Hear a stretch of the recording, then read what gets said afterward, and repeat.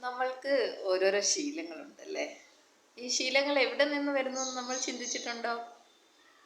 അപ്പോഴാണ് എനിക്ക് തോന്നുന്നത് ഇതെല്ലാം നമ്മുടെ ചിന്തയിൽ നിന്നാണ് ഉണ്ടാകുന്നത്.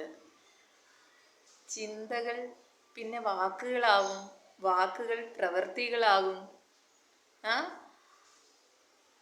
ഇതൊക്കെ നമ്മളെപ്പോഴും സ്വയം ചിന്തിക്കണം. ഇതെങ്ങനെ മാറ്റാൻ കഴിയും നമുക്കെന്ന്. എങ്ങനെ മാറ്റാൻ കഴിയും നമുക്കിത്? നമ്മളുടെ ശ്രദ്ധയിലൂടെ ഇതൊക്കെ മാറ്റണം.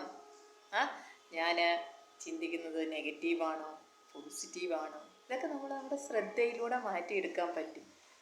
നമ്മൾ പോസിറ്റീവ് കാര്യങ്ങൾ കൂടുതൽ ശ്രദ്ധ കേന്ദ്രീകരിക്കുകയും നെഗറ്റീവ് നമ്മളെടുത്തോട്ട് ധാരാളം, ഭൂമിയിൽ നെഗറ്റീവ്സ് ധാരാളമുണ്ട്. അത് നമ്മളെടുത്തോട്ട് ധാരാളമായിട്ട് വരും. പക്ഷെ നമ്മൾ എന്ത് ചെയ്യണം?